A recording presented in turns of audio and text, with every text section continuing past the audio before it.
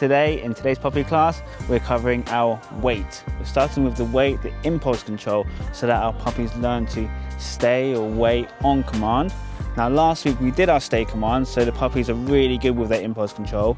Now what we're doing here today is bolting on the wait cue instead. So instead of stay, we're using wait. Why were we using wait? We're using wait because it's an element that your puppy understands that they may be recalled on towards you. And of course we want to make sure that your puppy understands stay means stay, I'll come back to you. Wait means wait there, I could call you on, I could go over there, I might ask you to do something else. But the whole idea is stay means stay in the exact same position, do not move.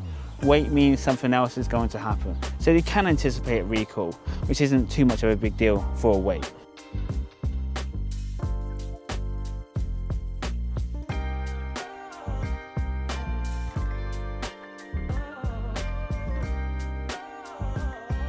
In this exercise, we're teaching our puppies how to go to that middle position. The middle position essentially is when your puppy is in between your legs in that safe space, right? It also allows us safe space because we're over them, can be a little bit domineering, so make sure to do it in a very positive way.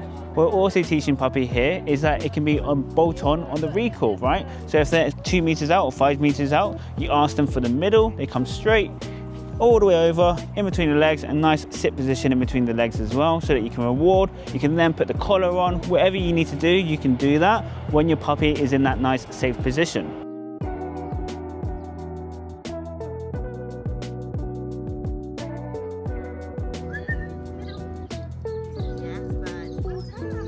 Have you subscribed yet?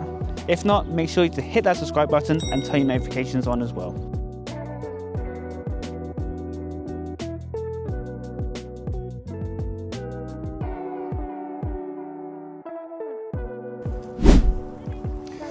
Why is spin and twist an important aspect to your puppy's training? For us, we like to make sure that our puppy can follow the lure of the hand. Luring is a very important mechanic, right? Wherever the hand goes, the puppy follows. This means that you can start to lure them into that heel position. You can lure them into another heel position. You can lure them to come to you and do that middle position. It's entirely up to you, but once your puppy gets used to the lure mechanics, then you can literally get them to follow the hand anywhere, which is why on this class we've covered our middle. We're also now covering spin and twist, so that your puppy is getting that dexterity in following the hand in smaller and tighter circles. It's a great mechanic for, again, luring into that heel position, off we go. Another one as well is if you ever get any reactivity issues as your puppy grows older, which hopefully you shouldn't do, right? But if you ever do, then again, it's also helping them when they see a dog, you lure them away from the distraction. Or if they get overexcitable with people, which again, puppies do get overexcitable with people. If your puppy gets overexcitable with people, which again, very common, then when you see a person, you can then go, boom, heel, lure them into that heel position, and off you go.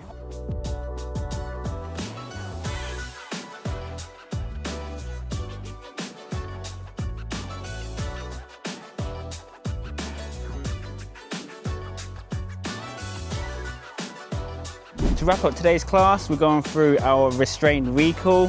What is restraint recall? It's essentially when a trainer or someone holds back your dog as you get them excited to come to you. So you're getting them excited, the trainer's restraining them, you're getting really, really excited, you start running backwards.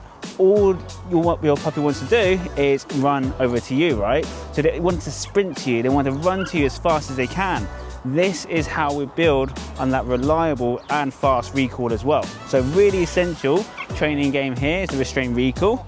A great one that should be incorporated in all puppy classes, as long as your puppy isn't too anxious, of course.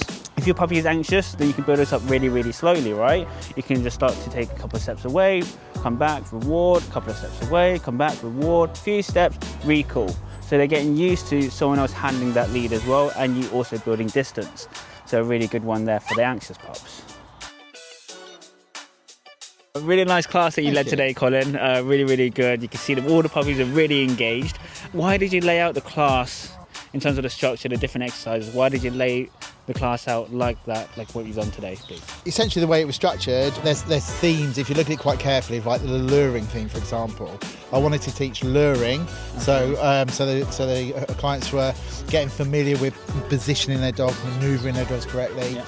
I also structured it that way, so you notice I was introducing how to offer cues after, at the moment, the dog goes into that position, because obviously they don't know the English words at the moment, so they learn through body position and movement. So I really wanted to hammer that theme with the weight, with the middle, with the spin and twist. Yeah, absolutely. Timing of keywords as well is very important, isn't it? Yeah, and then in the puppy progression course, we're intending to elaborate on that, show them how to abbreviate the visual cues and also to bring the verbal cues forward. Okay, so we'll be progressing with that in the next stage. The next section of the session was the recall. So what we did this time is, as a club, we're really keen to work on distraction.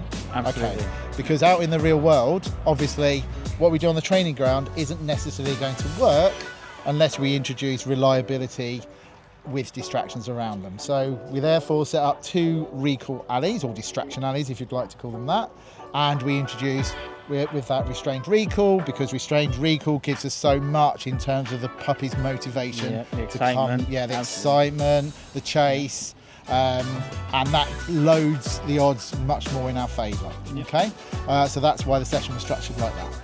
Love that. Thank you very much, Colin. Pleasure. Yeah, thank you very much. Cool. So guys, if you found that video useful, then make sure to hit the subscribe button, and of course like and comment below as well. And don't forget, if you need any help, you need any assistance whatsoever, visit our website that should be on the screen now as we speak.